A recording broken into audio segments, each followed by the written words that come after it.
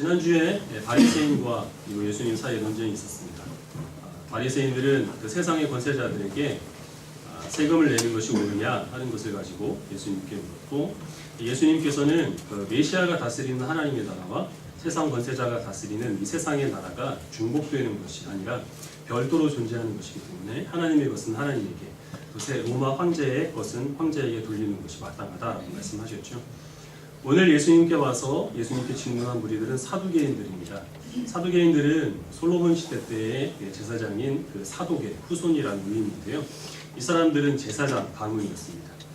사두개인들은 평소에 부활이 없다라고 그렇게 주장했습니다. 오늘날로 이야기를 하자면 유물론자에 해당하는 사람들인데, 육신이 소멸되게 되면 영혼은 존재하지 않는다 이렇게 생각했던 사람들입니다. 죽은 자의 부활이나 영생이나 내세나 이런 것에 대해서 철저하게 이제 부인했던 사람들인데요. 이 사람들은 그래서 바리새인들과 대립되는 관계에 있었습니다. 바리새인들은 부활을 주장했고, 예수님의 가르침 가운데서도 죽은 자의 부활을 예수님께서 가르치셨기 때문에 그 부활이라고 하는 것이 얼마나 이제 상식에 어긋나는 것이냐라는 것을 예수님께 주장하기 위하여서 이런 악의적인 그런 의도를 가지고 예수님께 와서 질문을 하는 것입니다. 이 사두개인들이 한 예로 어떤 가정에서 일어난 일을 드는데 상당히 비현실적입니다. 7 형제가 있는데 그 형이 아내를 맞아서 결혼을 했다가 자식이 없는 상태에서 이 형이 죽은 것이죠. 첫째 형이 죽습니다.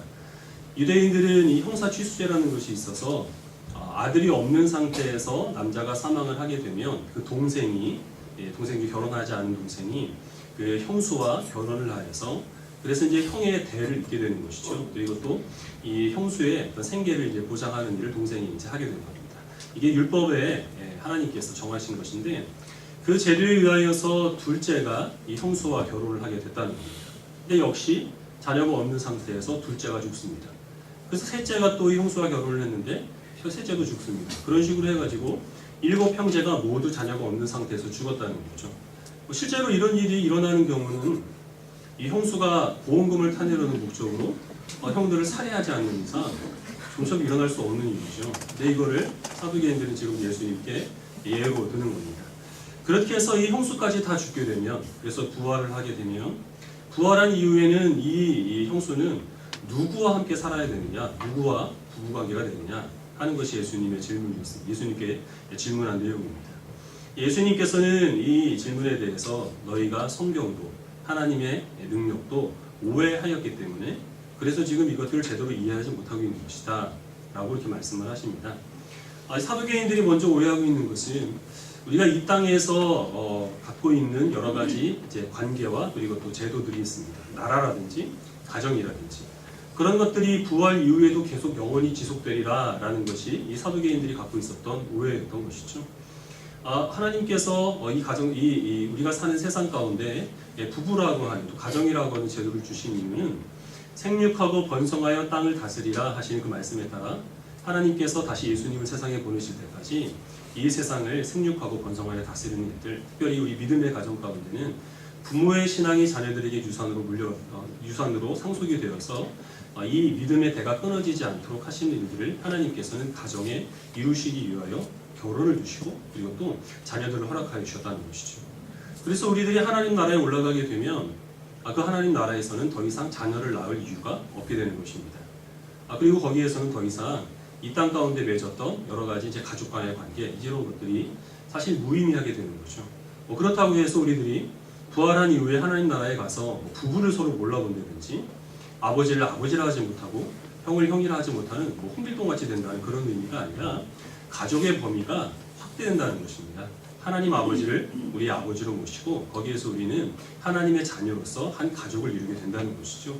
구체적으로 그것이 어떻게 구현되느냐 하는 것은 알 수 없습니다. 하나님 나라에 가야 알 수 있는 것이지만, 확실한 것은 이 부부가 결혼을 하여서 아이를 낳고 하는 이것을 우리가 이 땅을 살아가는 동안에만 하나님께서 잠시 두신 제도라고 하는 것이죠.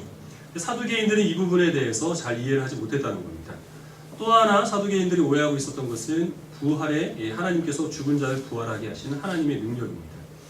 하나님께서 이스라엘의 조상들에게 나타나셔서 내가 누구다 하는 것들을 말씀하실 때는 항상 나는 아브라함의 하나님, 이삭의 하나님, 야곱의 하나님이다 라고 그렇게 스스로를 소개하셨습니다.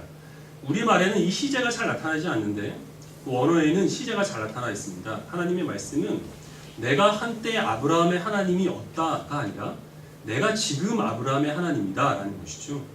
아브라함이 죽은 이후에 이삭이 나타나실 때 하나님께서도 나는 아브라함의 하나님이다 라고 말씀하셨는데, 아브라함이 만약에 죽어서 땅속에 묻혀 있다면 하나님께서는 나는 한때 아브라함의 하나님이 없다 이렇게 소개를 하지, 나는 지금 아브라함의 하나님이다 이렇게 소개하지 않았을 거라는 겁니다. 근데 사두개인들은 이 성경을 잘 알지 못했기 때문에 지금 그 죽은 자가 부활하여서 하나님 곁에 있다는 사실을 그들이 이해를 하지 못했다고 하는 것이죠. 우리들도 사두개인들이 이 부활의 능력을, 성경을 잘 이해하지 못하고 부활에 대해서 오해한 그 이유는 분명히 있었습니다. 그것이 무엇이냐면 이 사두개인들은 부자들이었습니다. 이들은 성전을 관리하는 일을 하고 있었는데 성전에서 제물로 드릴 동물을 판매하는 일들, 그리고 또 그 성전세를 내는 그 돈을 환전하는 일들을 통하여서 막대한 이득을 취했다고 하는 것이죠.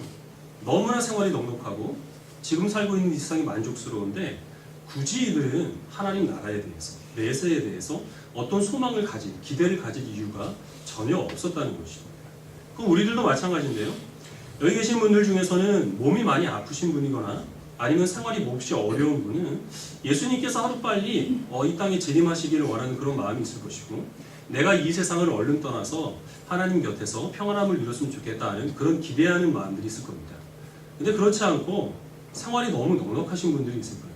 하루하루 사는 것이 즐겁고 너무 평안하고 또 너무 건강하고, 그런 분들은 굳이, 물론 예수님께서 다시 오실 것도 알고 우리가 부활할 것도 알고 있겠지만 어려운 생활을 하시는 분들보다는 그 내세에 대한 기대를 갖는 것, 소망하는 마음들이 적어질 수밖에 없다고 하는 것이죠. 사두개인들은 지금 현실이 너무나 만족스럽고 현실에 너무나 그래서 충실하게 살아가다 보니까 지금 살아가고 있는 자신의 현실을 바탕으로 해서 이들은 하나님 나라를 지금 이해하려고 하는 것입니다. 그러니까 하나님 나라를 당연히 오해할 수밖에 없겠죠. 교회에도 판촉 전화가 자주 오는데요. 제가 이제 교회 목사라는 걸 알아서 목사님이십니까? 이렇게 하시는 분들이 대부분인데, 어떤 분은 저한테 이제 저하고 통화를 하면서 교회 사장님이세요? 이렇게 얘기하는 분이 있어요. 자기가 살고 있는 세상이 전부니까 그 세상을 기준으로 해서 교회를 판단하다 보니 그런 오해를 할 수밖에 없다는 것입니다. 우리 그리스도인들은 무엇을 중심으로 하여서 하나님을 생각을 하고, 또한 무엇을 중심으로 하여서 우리가 살고 있는 이 세상을 해석을 해야 되겠습니까? 당연히 하나님의 말씀이죠. 하나님의 말씀을 우선 삼지 않고 하나님을 생각하게 되면 내 경험, 내가 알고 있는 것, 그런 것들을 빗대어서 하나님을 유추할 수밖에 없습니다. 그러면 당연히 우리들은 하나님에 대해서 오해할 수밖에 없고, 그런 생각을 가지고 이 세상을 바라보게 되면 세상에서 일어나는 일들도 우리가 제대로 이해를 할 수가 없게 된다는 것입니다. 이 가족 관계를 하나님께서 우리들에게 허락하신 그 이유가 성경에서 그 본질적으로 언급하시는 것은, 그것을 통하여 하나님께서는 우리와 하나님 사이를 사람들이 상상할 수 있게, 유추할 수 있게 하시기 위해서 하나님께 세상에 가정을 두신 겁니다.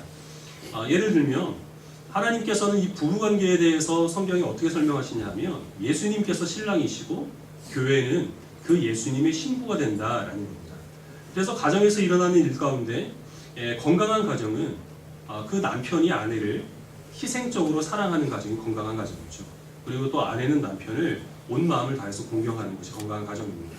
그 건강한 가정을 통하여서 하나님께서는 하나님과 우리 사이를 비춰주신다는 것입니다.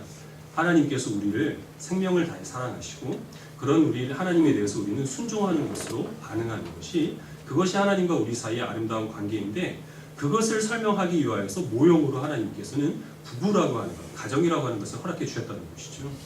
하나님께서는 부부가 부모를 떠나서 한 몸을 이룰지니라 라고 말씀하시는데, 성경에서 예수님과 우리 사이의 관계는 믿음으로 연합되었다 이렇게 설명합니다. 같은 말입니다. 우리가 예수 그리스도를 믿을 때는 예수님의 십자가의 죽으심을 곧 나의 죽음이라고 여기는 것이고, 예수님의 부활하심을 곧 이제 내가 얻게 될 부활의 영광으로 받아들이게 되는 것이죠. 그래서 예수님과 내가 남남이 아니라 하나라고 하는 것을 우리가 믿게 되는데, 그럼 그것을 우리가 어떻게 상상을 할 수 있겠느냐? 부부가 한 몸을 이루는 것을 통하여서 우리는 유추할 수 있다는 것입니다. 부모와 자녀의 관계도 마찬가지죠. 부모는 자녀가 아무리 못나도 자녀를 포기하지 않습니다. 학교에서 30점짜리 시험을 맞았다고 해가지고 자녀를 호적에서 파버리지 않으죠. 우리는 하나님 앞에서 탕자와 같이 늘 부족한 자녀일 수밖에 없지만 우리가 자녀를 대하는 태도를 보면서 하나님께서 나를 얼마나 사랑하시는가 하는 것들을 하나님께서는 그림자처럼 비추어 알게 하시기 위해서 우리들에게 그 관계를 허락해 주셨다는 겁니다. 근데 우리가 이런 하나님의 말씀의 빛으로 우리 가정을 돌아보거나 하나님과 우리 사이를 비춰보지 않으면 굉장히 심각한 어려움들이 생기죠. 가정에도 어려움이 생길 수밖에 없고 하나님과 우리 사이에 대해서도 우리는 어려움을 겪을 수밖에 없습니다. 천국에 갔다 왔다 지옥에 갔다 왔다 이렇게 얘기하는 사람이 안고 있는 문제가 바로 그것입니다. 이 세상의 관점으로 하나님 나라를 이해하려고 하는 것이죠. 천국에 정말 그 사람들이 이야기하는 것처럼 황금길이 깔려있고 보화로 장식된 그런 보석으로 장식된 집에서 우리가 하루 종일 노는 것이 천국의 삶이겠습니까? 금이라든지 보화라든지 그런 것들은 이 세상에서 조금 그것이 희소가치가 있기 때문에 귀한 것이지 천국에 가면 그게 뭐가 귀한 것이 되겠습니까? 그것은 하나님께서 본질적으로 이 천국과 지옥이라고 하는 것은 하나님과의 교제입니다. 하나님과의 교제가 영원토록 이어지는 것이 천국의 삶이고 하나님과의 관계가 끊어지는 것이 지옥입니다. 하나님과 영원토록 교제하는 그 성도가 얼마나 복되고 얼마나 부유한 삶을 누리는가 하는 것을 설명하시기 위해서 하나님께서는 이 금은 보화의 비유를 들어서 천국을 설명하시는 것뿐이죠. 지옥에 대해서도 마찬가지입니다. 지옥이 날씨 더운 날에 펄펄 끓는 가마솥에 하나님 믿지 않는 사람들이 거기 들어가 있고 천사가 늘어붙지 않게 국자로 젓고 있는 그런 곳이라든지 한겨울에 보일러도 들어오지 않는 냉방에서 그렇게 추운 겨울을 나야 한다든지 하는 이제 그런 비유들은 하나님과 관계가 끊어진 그 비참한 인생을 하나님께서 비유적으로 설명하시는 것이죠.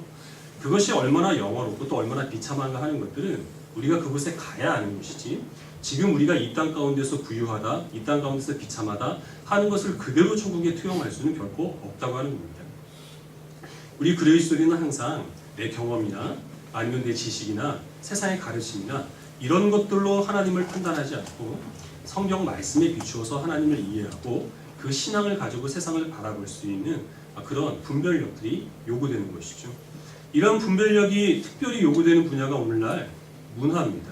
특별히 대중문화입니다. 왜냐하면 우리가 너무나 쉽게 그런 것에 노출되어 있기 때문에 그렇습니다. 제가 중고등학생 시절만 하더라도 사실 교회는 세상 문화에 대해서 굉장히 적대적이었습니다. 교회에서 어떤 유행가를 흥얼거린다든지 그러면 눈총을 받게 해줄 수 없고 극장에서 영화를 보고 왔다 이런 것을 좀 공개적으로 말하기가 굉장히 꺼려지는 그런 시대였습니다. 근데 그렇다고 해가지고 실제로 그때 당시에 제 또래 신앙인들이 전혀 대중음악은 듣지 않고 찬송가만 듣고 살았느냐, 텔레비전을 보지 않고 항상 성경만 읽고 살았느냐?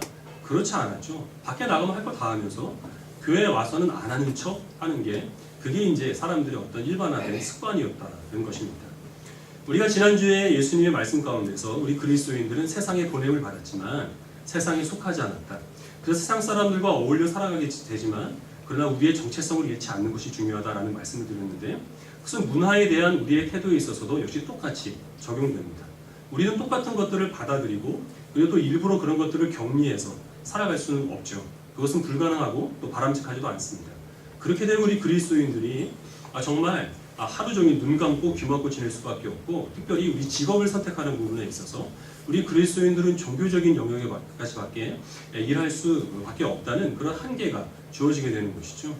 우리들은 똑같은 것을 사람들과 마찬가지로 받아들이게 되지만 그것을 신앙의 눈으로 분별할 수 있는 지혜가 있어야 하는 것이고 똑같은 분야에서 일을 하게 되지만 하나님께서 나를 통하여 맡기신 일들을 우리가 지혜롭게 분별하여서 그 일을 감당하는 것이 우리들에게 요구하신 하나님의 뜻입니다. 우리 사도행전 17장 말씀을 같이 한번 보도록 하겠습니다. 사도행전 17장 22절부터 27절입니다.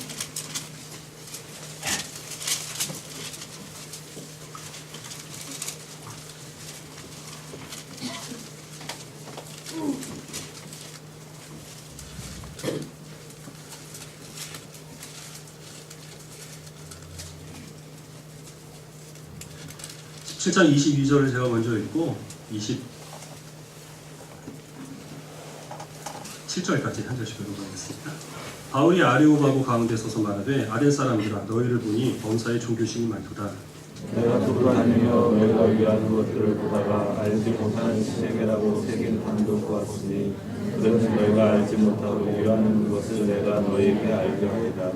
우주와 그 가운데 있는 만물을 지으신 하나님께서는 천지의 주제시니 손으로 지은 전에 계시지 아니하시고 또 무엇이 부족한 것으로 사람의 손으로 성경을 받으신 것이 아니니 이는 만민에게 생명과 호흡과 만물을 친히 주시는 이니다. 인류의 모든 족속을 한 혈통으로 만드사 온 땅에 살게 하시고 그들의 연대를 정하시며 거주의 경계를 한정하셨으니 이는 사람으로 꼭 하나님을 전능하고 찾아 발견하게 하시는데 그는 우리 각 사람에게서 멀리 계시지 아니하노라. 27절까지죠. 27절까지 있습니다. 지금 바울이 그리스의 아테네 지방에 방문을 하게 되었는데요. 그때 당시에 이 아테네는 철학의 중심지였습니다. 그래서 철학가들이 저마다 이제 자기 시간을 얻어서 자기의 철학 사상을 이제 변론하는, 그리고 그것을 가지고 토론하는 것이 이제 이때 당시 사람들의 그 교양인들의 어떤 그 취미랄까요? 이런 것이었는데 바울이 이제 그 지방에 가서 유대의 랍비의 한 사람으로 발언권을 얻게 된 것입니다. 그래서 자기가 믿고 있는 이 하나님의 신학 그리고 예수 그리스도를 증거할 기회를 삼게 되는데, 바울은 지금 어떤 것을 적극적으로 삼고 있냐 하면 이때 당시에 이 아텐 사람들은 종교심이 많았습니다. 그래서 각종 다양한 신을 섬기는 제단들이 있었고, 혹시나 자기네들이 만들어 놓지 않아서 섬기지 않아서 섭섭해할 그런 신이 있을까봐 알지 못하는 신에게 라고 그렇게 이름이 붙여진 제단까지 거기에 있었다는 것이죠. 그래서 바울은 지금 너희들이 궁금해하는 그 알지 못하는 신이 바로 여호와 하나님이라는 겁니다.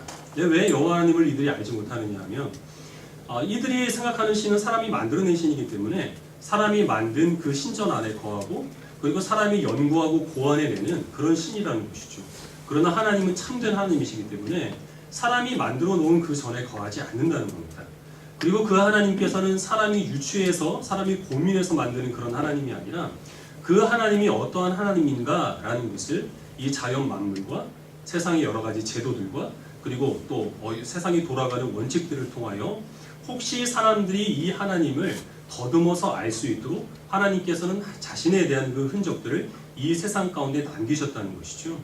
그것이 지금 여기에서 국가와 특별히 바울이 말하는 것은 또 사람의 어떤 통치하는, 다스리는 그런 제도들을 지금 언급을 하고 있는데요. 이것은 오늘날 우리 사회에서도 마찬가지입니다. 우리는 원칙이라는 게 있습니다. 이제 겨울이 다 지났고 거의 봄이 왔는데, 겨울이 지나면 봄이 온다는 것은 만고불변의 법칙입니다. 근데 만약에 진화론자들이 주장하는 것처럼 세상이 우연의 산물이라고 한다면 세상에 원칙이라는 게 있을 수 없죠. 우연히 만들어진 원칙은 어떤 우연에 의해서도 허물어질 수밖에 없습니다. 그러나 특별한 어떤 법칙을 가지고 세상이 계속 유지된다는 것은 이 세상을 어떤 계획과 섭리를 가지고 창조하셨고 지금도 다스리는 절대자가 있다는 사실을 우리들에게 암시해 주는 것이죠. 그래서 이런 계절들을 보면서 세상을 지금 다스리고 있는 절대자가 있다 하는 쪽으로 나아가는 것이 그것이 사람들에게 종교심을 주는 이제 하나님의 원리이고, 우리는 그 하나님을 성경에서 분명하게 찾을 수가 있게 되는 겁니다.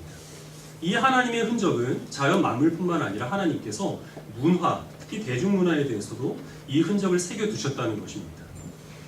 대중문화 가운데서는 우리가 전적으로 배제해야 될 것들이 있습니다. 예를 들면 너무 지나치게 선정적인 것들이 있죠. 그래서 그것이 세상과 사람과 하나님에 대해서 어떤 왜곡된 가치관을 줄 백해무익한 것들이 분명히 있습니다. 그런 것들은 우리가 철저히 배제를 해야 되겠고, 어떤 것들은 종교적인 색채가 너무 뚜렷한 것들이 있습니다. 예를 들면 레미제라블 같은 이제 그런 작품들은 거기에는 사랑, 그리고 용서, 그리고 자베르와 정발장을 통하여서 율법과 복음의 대조가 뚜렷하게 나타나 있죠. 그리고 핸델이나 바하의 음악들, 렘브란트의 미술 작품들, 대중음악 가운데서도 하드큐시의 가시나무와 같은 그런 노래들은 거기에는 종교적인 색채가 분명하게 드러나 있습니다. 톨스토이나 도스토옙스키나 그런 사람들의 또 고전 작품들 가운데서도 하나님을 떠난 사람의 죄성들, 그리고 또 어떤 그 가운데 비춰주는 그 복음의 빛들, 이런 것들이 잘 드러나 있기 때문에 그런 것들 우리가 전적으로 받아들일 수 있는 것들이죠. 근데 그런 것들은 사실 양쪽 극단에, 양극단에 위치하는 소수의 것들이고, 우리가 날마다 받아들이는 그런 이제 문화 요소들은 사실 그 중간에 머무는 것들입니다. 한 작품 안에서도 거기에는 우리가 비판적으로 버려야 될 부분이 있는 것이고, 그리고 또 똑같은 한 작품 안에서 우리가 그 가운데서 발견할 수 있는 하나님의 흔적이 있어서 그것을 우리가 받아들여야 될 그런 부분들이 있다고 하는 것이죠. 우리는 그것을 무엇으로 판단할 수 있겠습니까? 내 취향에 맞는다? 재미있다?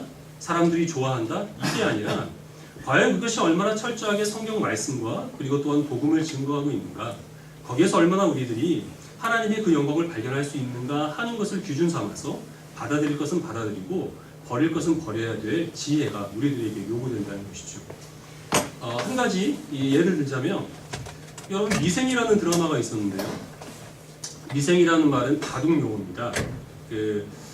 아직 완전히 살아있지 않은 돌을 미생이라고 얘기를 하고 그리고 활로가 미생의 반대말이 완생인데 활로가 다 막혔어도 절대 죽지 않은 돌을 완생이라고 합니다. 제가 이렇게 말씀을 드려도 무슨 말인지 하나도 모르겠습니다. 저도 그거 찾아봐서 이제 알게 된 건데 바둑을 좋아하시는 분은 잘 이해를 하시겠죠. 근데 그 제목을 그렇게 붙인 이유는 그것이 이제 인생을 표시한다는 거죠. 인생이라고 하는 게 미생에서 완전히 살아있지 못한 상황에서 완성되는 곳으로 나아간다라는 겁니다. 그래서 거기 있는 주인공은 평생 이제 바둑 기사가 되는 프로 바둑 기사가 되는 꿈을 가지고 자기의 청춘을 바둑에 다 바칩니다. 근데 입단에 실패하죠. 19세가 넘으면 한국 기원에서 나와야 된다고 합니다. 그래서 결국에는 세상에 나올 수밖에 없었는데 어떤 사람의 소개로 무역회사에 들어가게 됩니다.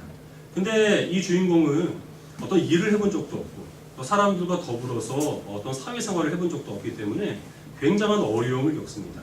그렇게 어려움을 겪고 많은 갈등을 겪고 어떤 이제 수많은 고난을 거쳐서 결국에는 그가 직장에 그리고 사회에 완전히 적응하는 한 사람의 사회인으로 성장해 나가는 과정을 현실감 있게 이제 그렸던 것이죠. 그래서 우리는 그 드라마를 보면서 무엇을 떠올릴 수 있느냐 하면 우리 그리스도인들이 미생인 상태에서 부름을 받아서 우리가 완성인 상태로 완성되는 지금 과정 가운데 있는 겁니다. 우리가 자격이 있어서 그리스도인 되는 사람은 한 사람도 없지요. 우리들은 한없이 부족한 상태에서 그리스도인으로 부름을 받습니다. 그러나 하나님께서는 그런 우리를 온전케 하시기 위해서 그 드라마에서는 그 직장 생활이라고 하는 그 사회생활 이런 우리의 일상적인 삶들을 하나님께서 우리들에게 광야의 여정을 허락하여 주신 것이죠. 우리는 그 가운데서 가만히 있어서는 안 되고 수없이 부딪히고 깨지고 갈등을 겪으면서 그 가운데서 연단을 받아 하나님의 거룩하신 예수 그리스도의 장성한 분량에 이르기까지 우리가 성장해 나가는 지금 과정 가운데 있습니다. 그래서 우리들은 깨지는 것, 넘어지는 것, 실패하는 것 이런 것들을 두려워하거나 염려할 필요가 없는 것이죠.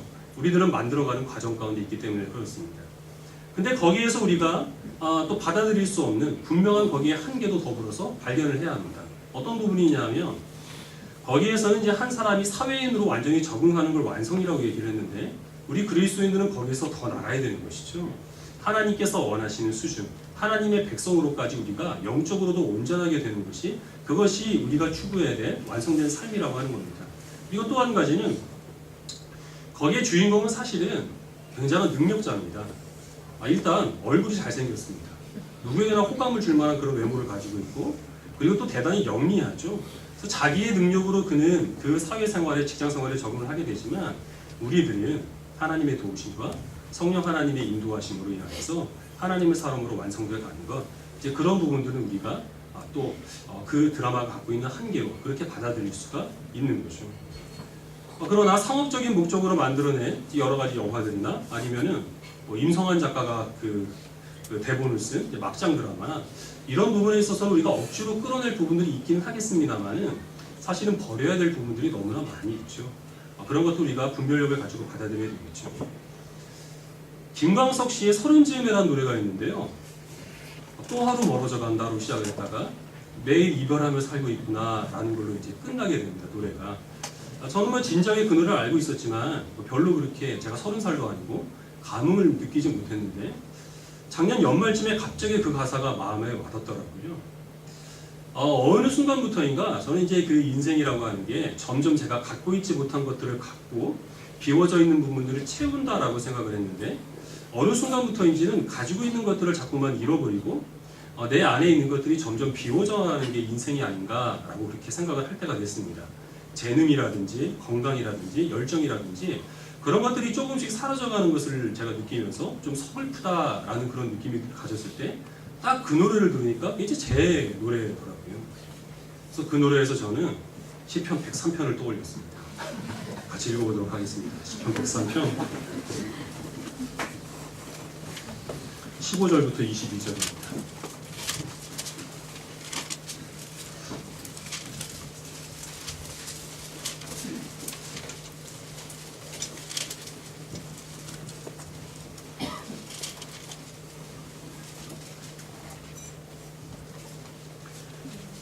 시편 103편 15절을 제가 읽겠습니다.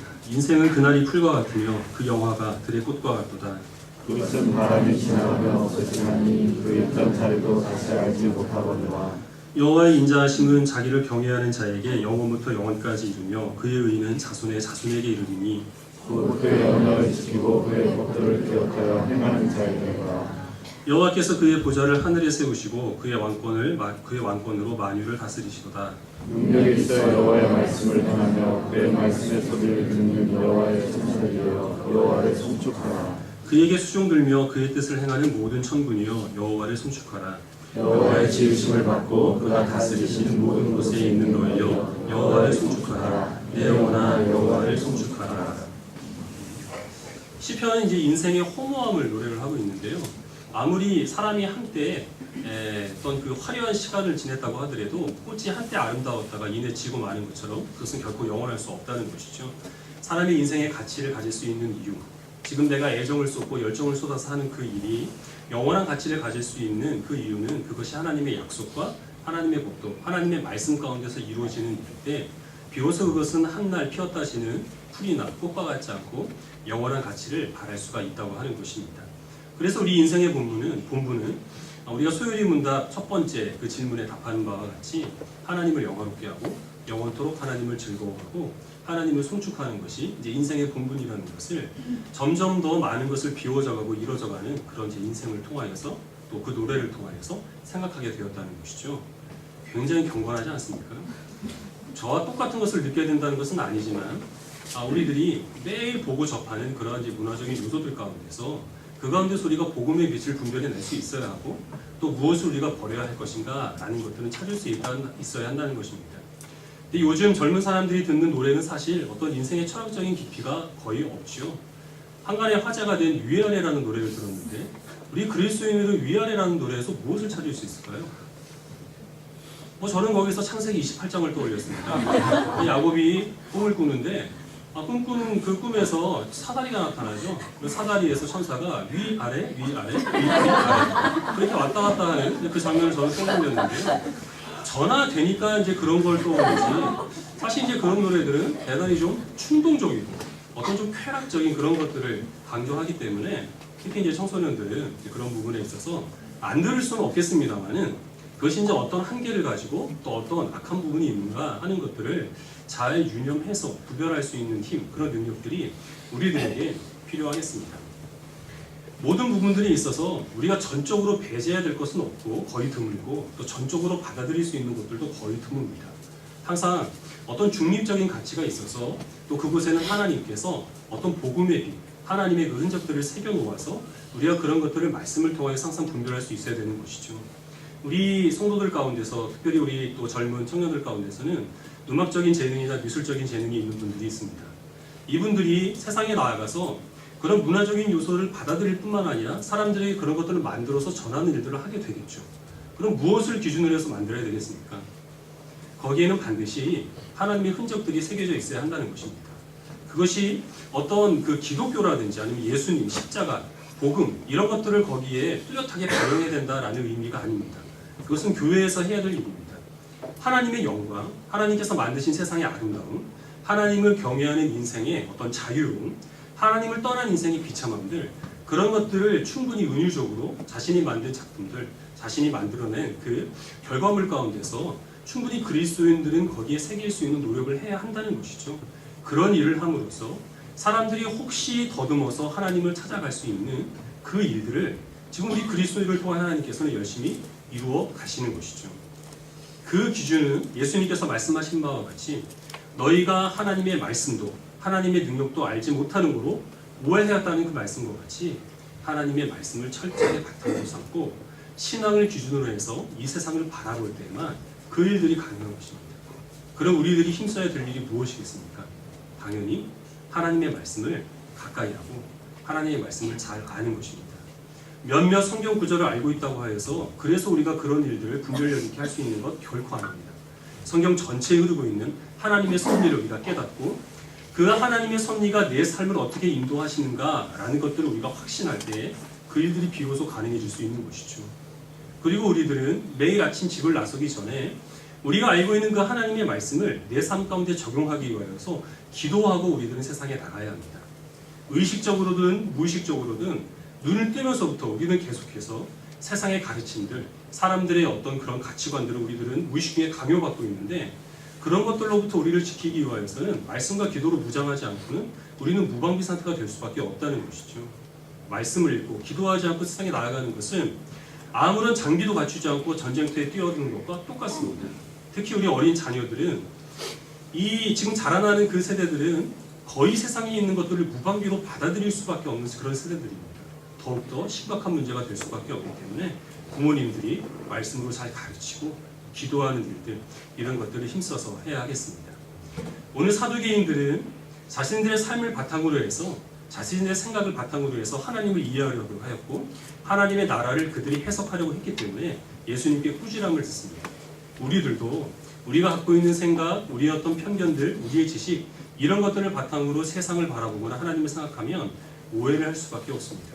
항상 하나님의 말씀과 기도를 통하여서 철저히 복음에 입각한 그런 마음과 생각을 가지고 그런 시각으로 하나님을 믿으시고 그 신앙에 기대어서 세상에 있는 모든 일들을 믿음의 빛 가운데서, 복음의 빛 가운데서 지혜롭게 분별할 수 있게 되기를 바랍니다.